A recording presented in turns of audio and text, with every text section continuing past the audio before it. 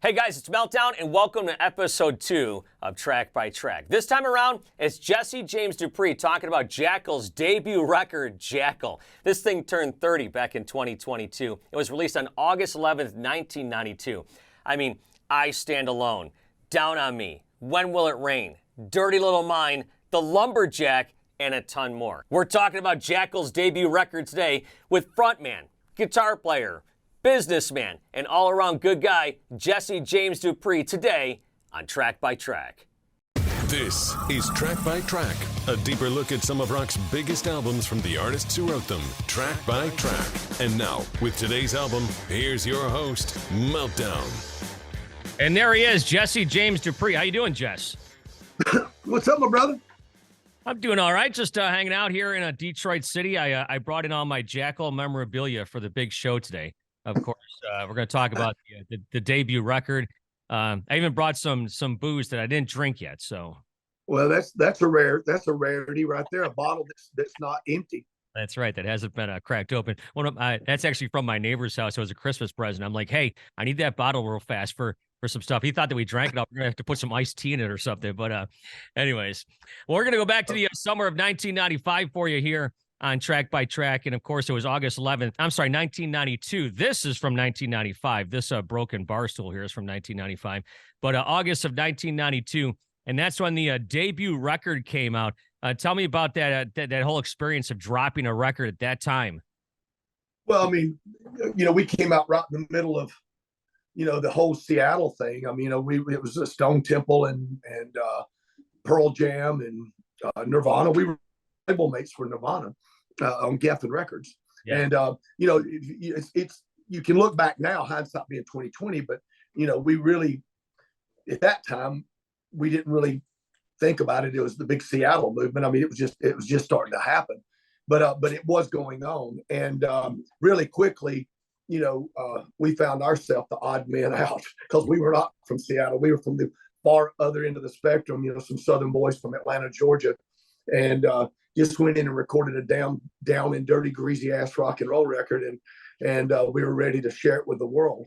And so we went out and just hit the road. I mean, we were very fortunate to be signed to Geffen Records because they still, between Aerosmith and Whitesnake and Guns N' Roses and Tesla, and I mean, they had built that label on so many great rock bands. So we were at home, even though they had Nirvana and they had Counting Crows and they had, various other, Courtney Love's band and stuff like that. We were still very much in favor at the label, and they embraced us. And the record came out and we never looked back. I mean, I think we released over half of those songs on the album were all released as singles, and they all charted up inside the top 10, on the rock charts. As a matter of fact, Down on Me, The Lumberjack, When Will It Rain, those were all top 5 rock tracks. And so in the middle of that craze that was going on with the grunge scene, it was pretty amazing that we were able to literally cut through, and we did just that. Yeah, you said it, though. You pegged it. It's a down and dirty, greasy rock record that came out in 1992. And talk about working with Brendan O Brien. Well, I'll talk about working with Brendan, but, I got to tell you, I mean, greasy rock and roll, down and dirty greasy rock and roll, it never goes out of style. Yeah. I mean, you can have all the fads and trends and, the phenomenons of the day and all that stuff, and they're all great and they're to be reckoned with and respected accordingly. But the one thing that never goes out of fashion is just some damn straight up celebrating the fundamentals of rock and roll, 2 guitar, bass, and drums, chainsaw, if you will. Whatever it takes to get the job done, and generally find that that people that connect with the same philosophy that we have as far as celebrate the fundamentals of rock and roll. They get out, they come see a rock and roll Jackyl show, and they get so tore up they don't even make it home before they hop in the back seat and knock out the old dirty. And I think that's where your kids were conceived, right after a Jackyl show. But probably, yeah. I also find that generally that people that don't connect with, celebrate the fundamentals of rock and roll, those are the same people that generally have a hard time admitting that they masturbate. And, so we do celebrate those fundamentals of rock and roll, and we did work with Brendan O Brien. I grew up going to see Brendan play in a band called Pranks, he was in a band called Pranks that were just great. They were in Atlanta, and I used to sneak into bars when I was underage. And he's only about 2 years older than me, so he was 18 and a badass, and I was 16 sneaking into the bars because the drinking age was 18 back then. But I used to go see Brendan, and I was just a huge fan of. He was just a Joe Perry cool kind of a guy, just a great player, and he can play anything. I mean, play guitar, piano. He's just super multi-talented. And when we got ready to record our first album, and the record label wanted to find the next big producer, they were looking for the next Mutt Lange or the next Jack Douglas or somebody that's going to be the next legendary guy. And I said, there's a guy named Brendan O Brien. And they kind of laughed. They said, we want somebody that's going to be the next big thing, but not somebody we've never heard of before.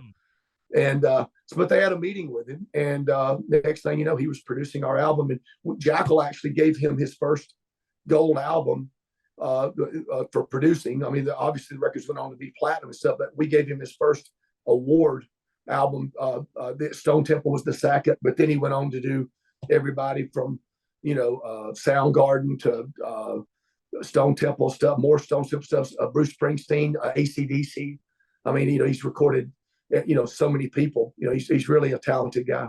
Well, I didn't realize that you guys pretty much gave him a start. I never heard that story before. That's interesting. I wouldn't say we gave him a start. I mean, Brendan was going to be a badass and big time regardless, because there was no way you were going to hold him back. But I am proud to say we were one of the first, if not the first, to recognize his talents in the manner that we could get him his first gold record as a producer. Yeah. Yeah, that's great. So the record starts out with, one of just a great guitar riff, and I Stand Alone. This was obviously the first single that you guys released. And talk about that song and talk about the video. Well, I Stand Alone was written about 2 years prior to that, or so, maybe even 3 years prior to that. It was 1988 or 89. That song was written. I came off the road because I found out I was going to be a father, and I didn't know if I was going to be able to get back on the road again playing, because I had responsibilities that I had not had before. And I picked the guitar up and I wrote I Stand Alone. And if you listen to the words, you can tell, I was feeling it at that point, because I didn't know if I'd ever be able to be even up on stage again, just with, it's overwhelming as a young mid-20s guy having kids. You know how that is. And you grow up real damn fast. Luckily, I didn't grow up enough that I was able to still jump back up on the stage and make things happen. But thank God for my parents who were able to afford me, helping to provide a place for us to live while I was out on the road living on $5 a day. Yeah. Now that song came out just prior to the release of the album. I can remember playing it on the radio. Such a great rock and roll song, like I said, with the great guitar riff and everything. And then you got the backwards talking in there. You told me about that last time I saw you. You said you got to play that backwards to figure out what I'm saying. Yeah, so you go do that. You go do that and tell me what it says. So that song comes out, and of course, just pretty much jumpstarts. Now, tell everybody there was that lunch that you had, right? When the record came out, where you jumped up on table with the chainsaw. You said it was the most expensive dinner you never got to eat. Yeah, there was a bunch of program directors from radio stations all over the country that were in Atlanta for a convention. And they were all eating at a big Longhorn Steakhouse. There's probably a dozen of them or so sitting at this big table. And we got wind of it. And we were shooting the I Stand Alone video. So we barged into the Longhorn Steakhouse with the chainsaw, and we cleared all their food into the floor, and I carved Jackyl into the top of the table. And the other 200 people in the restaurant didn't think it was too amusing. And we ended up having a little bit of a rigmarole that day, and we kind of bolted out of there. But they filed a class. I went to jail. They arrested me. 2 days later, they came and got me. They raided the night after. They raided my mom's house, because that was the last address they had me listed as. They raided my mom's house and looking in all the closets trying to find me. And but I turned myself in on the third day, and they booked me with reckless endangerment. And then right after that was a class action lawsuit that cost us $1 million. And the rest is history, but I'd do it all over again. Now, was the video? It was the video shot at the Kmart down the street? that was the same day. The footage of the Longhorn didn't make it into the I Stand Alone video because the judge confiscated the footage for the trial. Okay. Gotcha. So the record goes on in Dirty Little Mind, another one that got a lot of airplay. Tell us a little bit about that track. Well, I Stand Alone was first, and then they were gearing up to go with. They were actually going to go with Down on Me next, and they had singles pressed, and they were about to ship Down on Me to radio, and then the Lumberjack broke out, and because some asshole started playing it on the radio nonstop. Do you have any idea who that is? I apologize. It's my fault. No, it's yeah, the record broke. It was something that everybody quickly gravitated to. So the record company adjusted quickly, and because they couldn't keep the records on the shelf, and that record exploded and carried us out there, and got us up over gold, and then Down on Me followed that and carried us up to where it was platinum, and then When Will It Rain came in behind that, and just the record just kept going, and then in between Down on Me and When Will It Rain, that's when they released Dirty Little Mind, so because they were letting everything get realigned, so that they could push When Will It Rain. So as I Stand Alone, and then Down on Me. I'm sorry, I Stand Alone, Lumberjack song, Down on Me, Dirty Little Mind, and then When Will It Rain. So all those songs were released as singles, and they all charted, just big songs. And then then we moved on to Push Comes to Shove and Headed for Destruction, and all, the next album, which, we were, again, fortunate enough to have great airplay with those as well. Well, we'll get into those other songs here in a few minutes, but Dirty Little Mind, who's the girl in the song? It was just some random act of pornography that was happening that happened to be captured. Oh, that's right. I think you told me this story. Yeah. And so that was that was just a moment in time that just happened to work out. But yeah, it was, because back then you didn't have Pro Tools, you didn't have the kind of recording stuff that with the computers and stuff that we recorded it on the big 2-inch machines. So it was all analog, and it had to be recorded right there in the. So whatever was happening, there wasn't. You couldn't sample stuff necessarily. You had to grab it. So it was very much a in the moment kind of thing. So Down on Me, another song with the double entendre. That song that said here it charted 10th on the mainstream charts, but that was a monster hit for you guys as well. Tell me about that track right there. Yeah, well, Down on Me was I actually had written Down on Me several years before we recorded the first album, because I was at a party, and the singer for Kansas was there, Steve Walsh. And Steve Walsh, those people were at the party, and they were complimenting me on the band, how there was another band that I was in, and at the time, and people were because the band was doing really well, packing places out, and so Walsh came over and started a conversation. And he goes, "Yeah, we should write together sometime." So I took him at face value. I thought he was being sincere. So I went back, and I just came off the road I was just coming off the road because that was right around the time I found out I was going to be a father. So I was coming off the road, and I went in and I wrote Down on Me for Kansas. But I heard a whole other production with it. I heard it being kind of a Foreigner, I Want to Know What Love Is kind of a song. I feel the sun shining down on me, I feel the heat, that kind of thing. And with a big production in the chorus and all that stuff, a choir, I heard a choir singing on it, Down on Me. And I carried it, tried to get Steve Walsh to jump in with me on it. And he just kind of blew me off a couple of different times. So I just said, screw it. And then we ended up getting signed. And this is totally the truth. I swear on my kids, this is a true story. So that happened about a year or two before we got signed.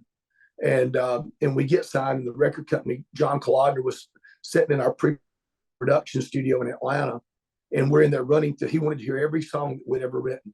So we worked everything up, including Down on Me. And I recorded, we worked up Down on Me because I was going to let him have a song that he could throw away. In my head, I still heard this real overproduced ballad with Kansas singing it. Right. And out of the blue, right after we played that song, Steve Walsh walked into the rehearsal room. Really? Because he heard John was there from Geffen Records, and he walked in to say hey to John.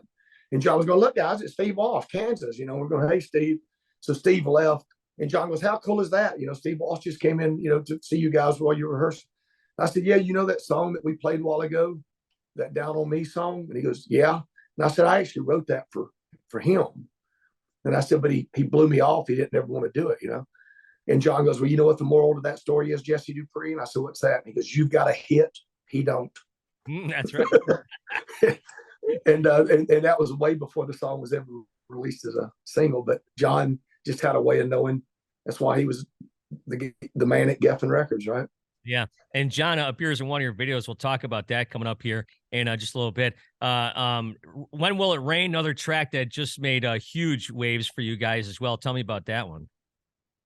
Well, so my son was born, and he was colicky, Nigel. Everybody, a lot of people know Nigel, and because he's out playing drums and stuff, doing great now. But Nigel was born, and he was colicky, and I was managing a bar, and I was out till wee hours of the morning closing that place down. And I'd come home, and my wife would say, basically, here, you take him, because she'd been wrestling with him.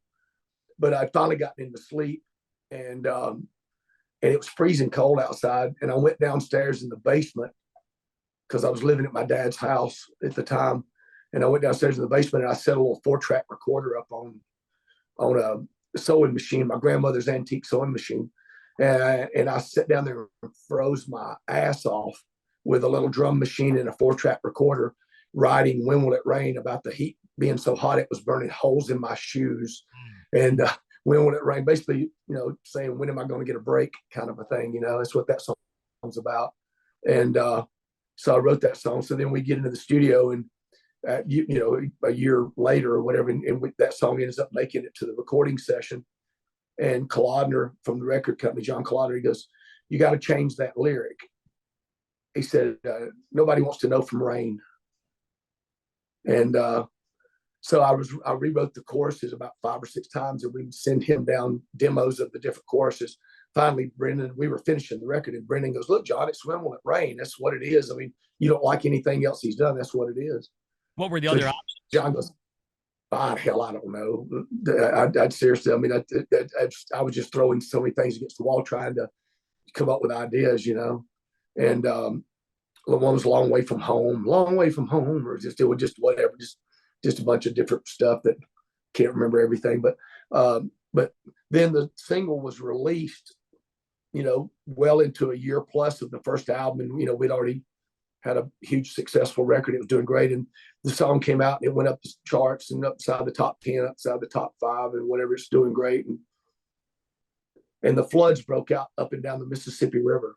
And the Mississippi River was 10 miles wide, and so radio stations were having a hard time continuing to play it, right, because of the rain.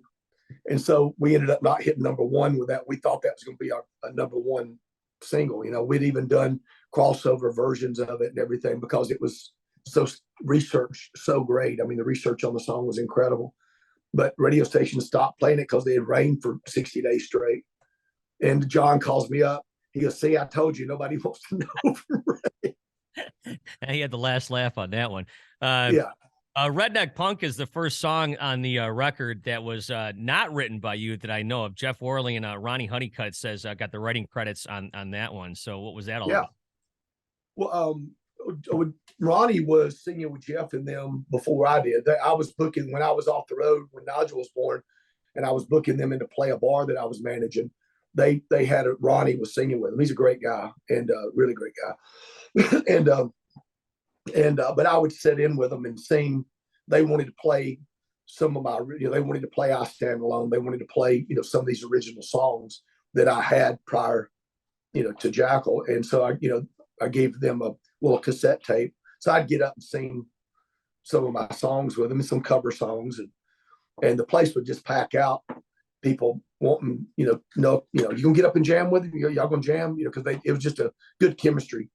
So it was pretty obvious. And then I wasn't going to be the jerk that, that broke up the band. So I didn't really say anything. I kept my mouth shut. And then finally they came to, Jeff Worley came and he goes, man, why don't you just come sing with us? Cause it works, and again, that way he kind of gave me a get out of jail free card. Cause I didn't want to disrupt what they had going on. But so that was, we were all thinking the same thing. So we jumped on it, and it's been a match made in hell, man. We've been just driving it and beating the hell out of the road and ripping the hell out of guitar speakers and cabinets, everything else.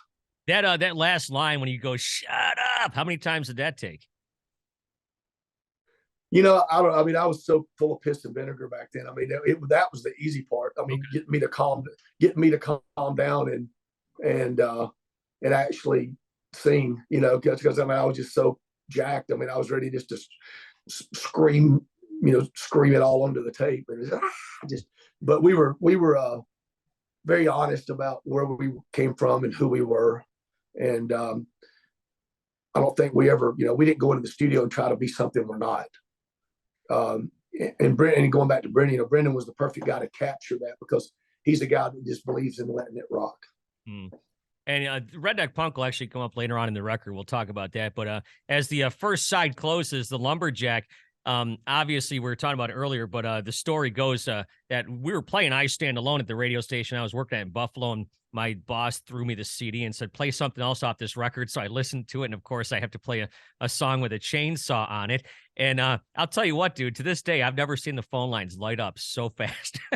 People went bananas. And then, the old story is that, you actually came and played a free show for us at the radio station, and it was just jam packed. But I mean, when is the first time you pick up a lumberjack and a chainsaw and think I should play this? Well, my standard answer is, why not? What more definitive instrument for rock and roll than a chainsaw? It's loud, it's aggressive, it's destructive, it's stanky, it's everything that rock and roll should be, right? It came about honestly because we held the sales and attendance record at a bar in Atlanta, and I knew we were going to break the sales and attendance record that night. So I threatened the owner of the club. I threatened him I was going to bring a chainsaw in and cut the place up, because it was just all wood. Mm-hmm. Just the big bar had the wooden canopy that came down with the glasses hanging under it and stuff. And so I knew I was going to get away with it. So I went and rented a chainsaw, and I went by Walmart and got some mailbox letters and spelled the name of the band on the bar. And I was cutting stuff up that night, and the owner was losing his mind.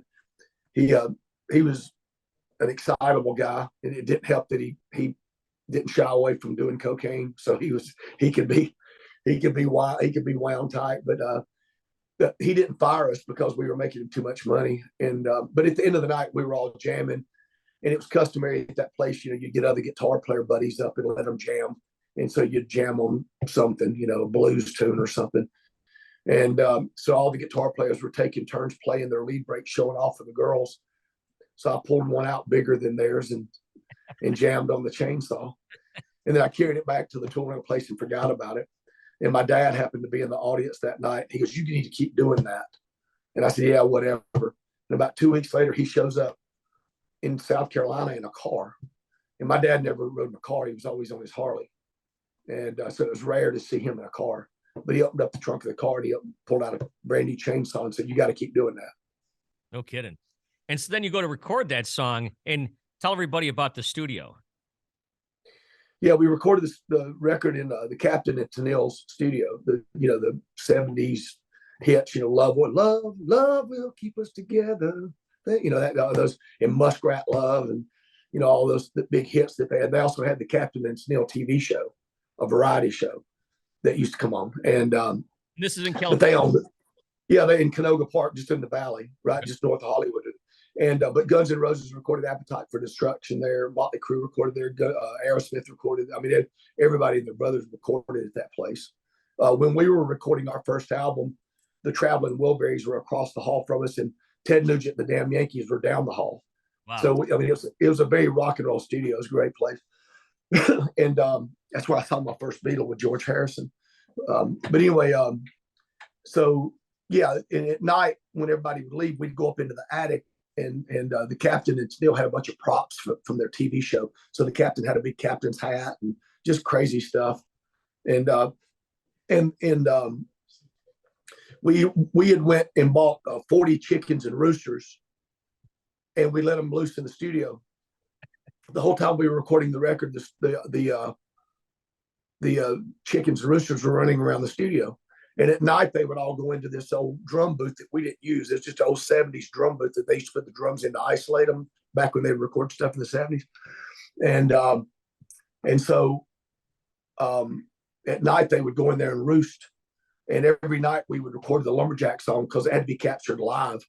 So we'd record it live every night. And the producer would come out and stand in front of me with a microphone, and he would chase my chainsaw with the microphone, holding it so that he could, make sure he captured it. And then I'd bar into the stool and everything. And actually we were cutting up furniture and stuff at the studio. And John Collider from the record company called one day. He goes, "They tell me you're cutting up the captain's furniture." And I said, "Yeah." And I thought I was in trouble. He goes, "I don't give a damn if you cut up that recording console." He said, you better be making a great record." So it's pretty cool. But so yeah, at the end of the Lumberjack song, you can hear me. I throw the chainsaw down, and I ran into that drum booth, which was right beside where I was standing. And he followed me with a microphone, and the chickens were in there, and I went, "Yeah, yeah," and the chicken.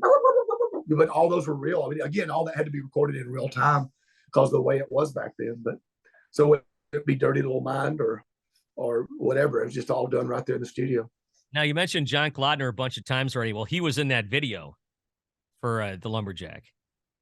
Yeah, he was the school teacher. But I mean, that was a rite of passage. I mean, if you got John to be in your video, you knew you were going to be successful because Sammy Hagar had him in I Can't Drive 55. He was the judge. He's an Aerosmith. Dude Looks Like a Lady video with Aerosmith. He was the guy, the bearded guy with the wedding dress. He was in that band Thunder. He was in their video. He's been in a bunch of videos. He's quite a character himself. He's great. Yeah. So we go to the second side with Reach for Me. This is like maybe like the love side of Jackyl, eh? Yeah.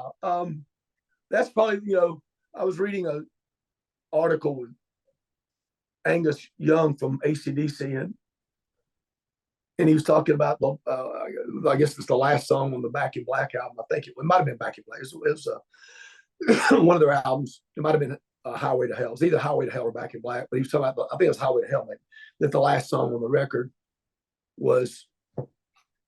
He looks back and he thought, wow, that probably didn't fit with the rest of the songs, but it did. I mean, we've all grown to recognize that's what it is.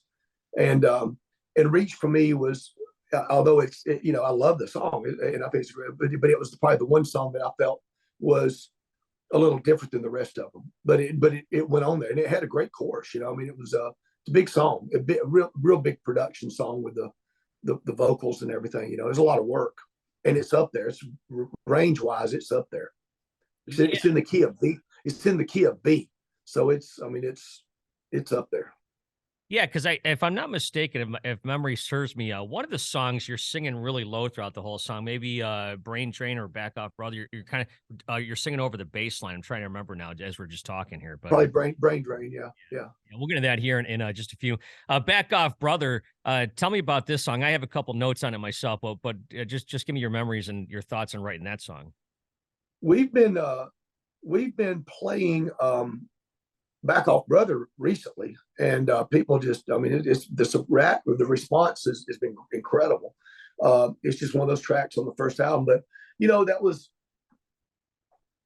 was right around that time in the early 90s that the government started politicizing racism. I mean, as far, I mean, not that racism proper exists and in all walks of life and with every race. I mean, it's just out there, but the government started using it as a tool, and then religion became something that was politicized, with people attacking the TV preachers that were giving Christianity a bad name, with the Jimmy Swaggarts and, people like that. But yeah, so, I mean, the song was basically just an observation because at the time, all that stuff was fresh as far as fresh meat. Now we're also, I mean, you can't sneeze and people are calling each other racist or, or homophobic or, or whatever, I mean, it's really crazy, how, society has changed even since the first album, but all that was fresh back then. Censorship was, where they were trying to put parental advisory stickers on the record, which on the Down on Me video, we're on the parental advisory. That stage is a big parental advisory sticker, because it was so all of that stuff was fresh in the early 90s. I mean, that was, so Back Off Brother was me venting about Back Off Brother, because, you can find racism, you can find bad Christians, and you can find, government corruption, you can find whatever. But I mean, at the end of the day, I live thinking that generally people want to do good, and they are good. If just inherently, I don't look for the bad in people, I look for the good. But that's the song basically saying, "But back off, brother."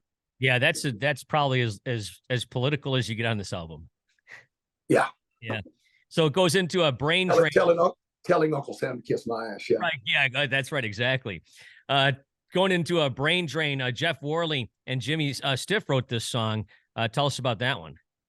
Well, Jimmy and Jeff, I mean, they grew up in the sticks of South Carolina, and and they know, they had some old backwoods guys that would pour, shoe dye through a filter and drink it, if they could get drunk. I mean, just guys that find any way to get drunk if they couldn't afford a bottle of liquor, and they grew up around those guys in the backwoods. Guys making their own moonshine and that kind of stuff, and and so brain drain,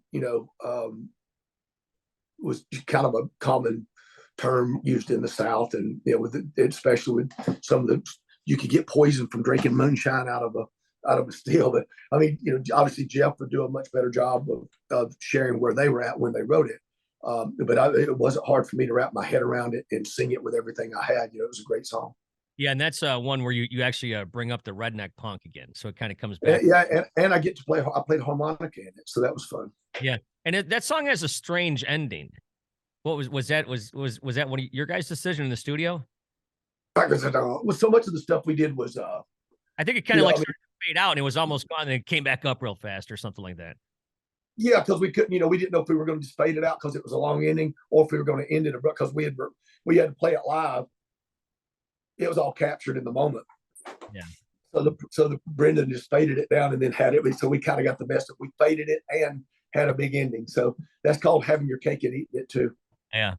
And then we got a couple love songs to wrap up the record. Just Like the Devil. That's like that's a relationship type song, isn't it? Yeah.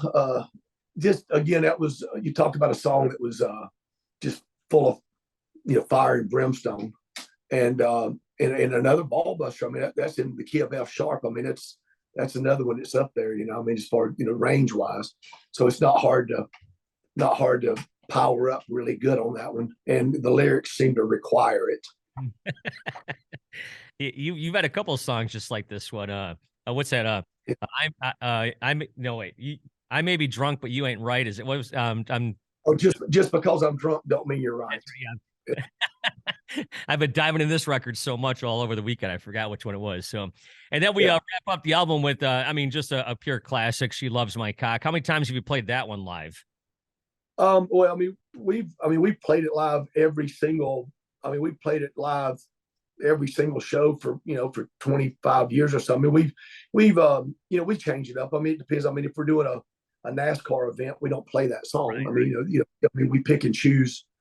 We pick and choose when we're pulling that one out. But it's always a fun song to play. It's a great rock and roll riff, man. Although it doesn't say redneck punk, it's a very redneck punk song, Yeah. So what did John Klodner say about that song? He was all about it. I mean, he loved the attitude. He loved where we were from. He used to love coming to Atlanta.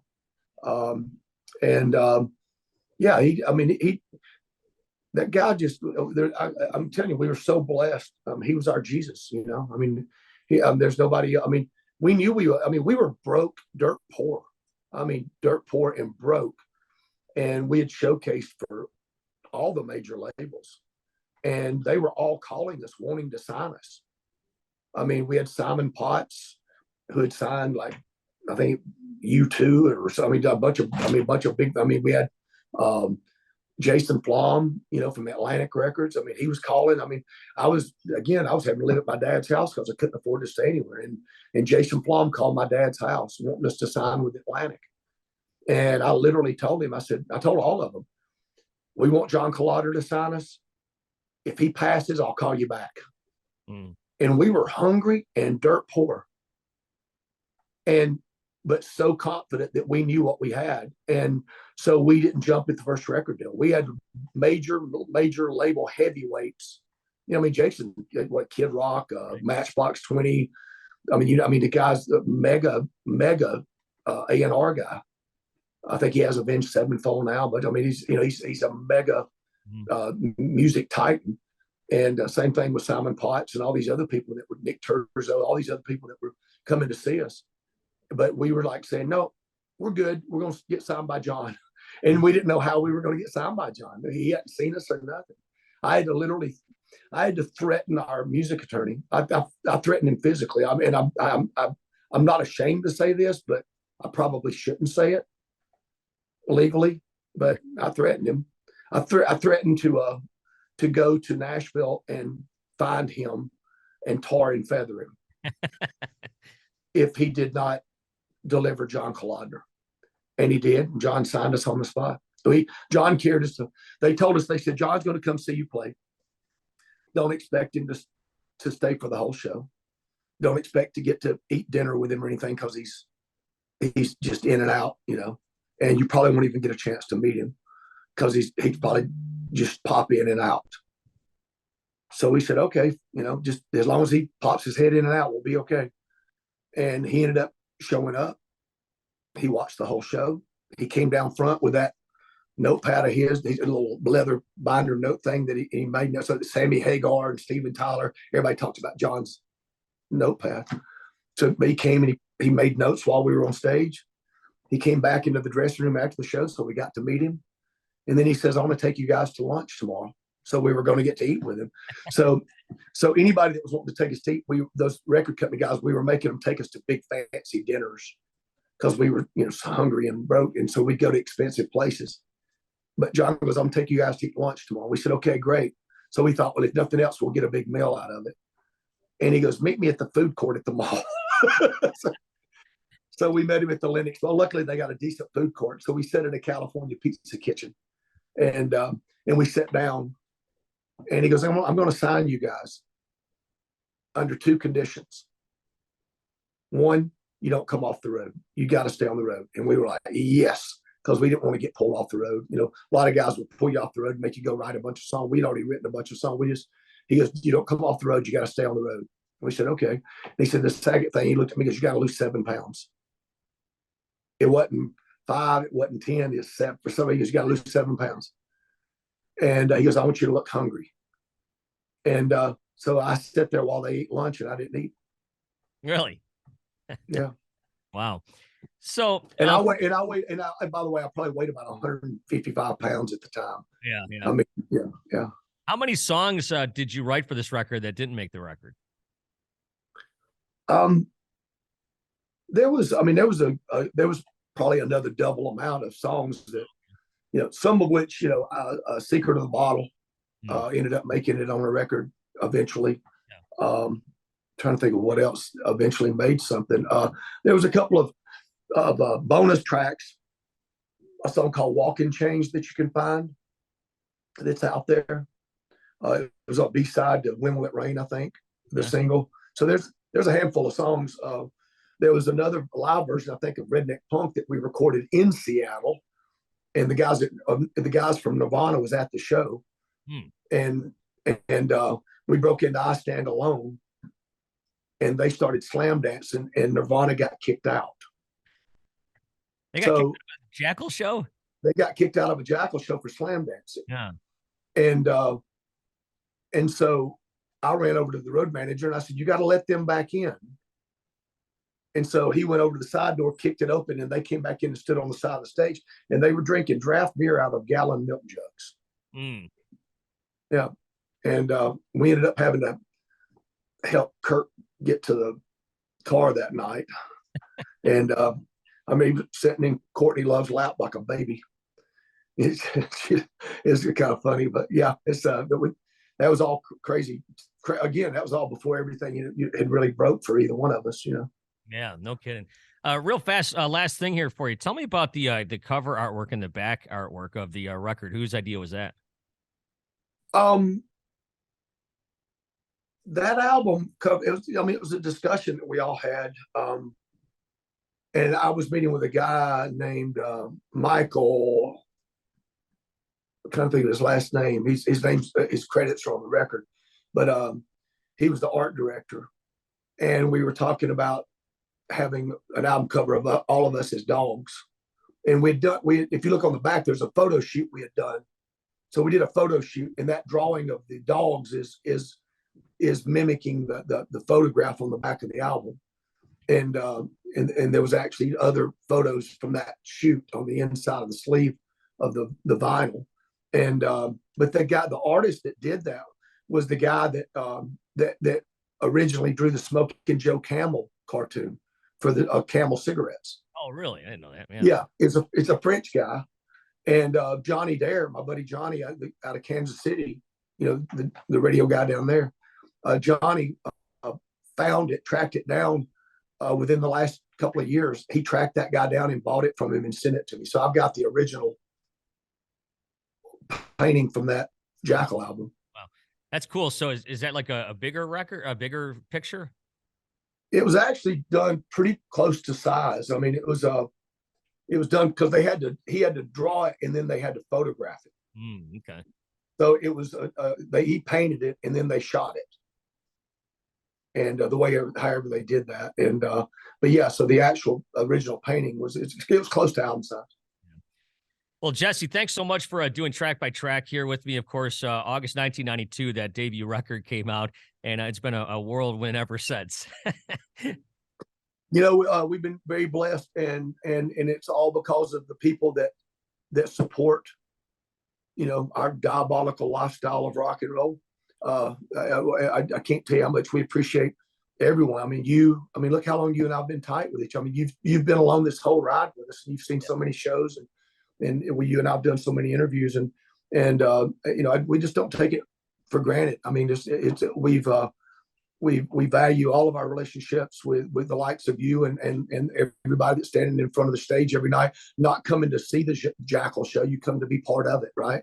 Mm-hmm. And so again, very blessed, and we're not going to stop we're celebrating 30 years of Jackyl this year. And it's that first album. It's our 30th anniversary. So I'll mention that since you happened to highlight it. But yes, our 30th anniversary of the first Jackyl album, and we're no sign of stopping. We're going to keep knocking down some memories. Awesome. Well, can't wait to see you again, Jesse. Thanks so much for doing this. I appreciate you, Meltdown. Have a great day, man. Keep rocking. You're doing a great thing, man. Seriously, I'm proud of you. All the stuff you're doing is great. I appreciate it. Thanks, Jesse. All right, thanks.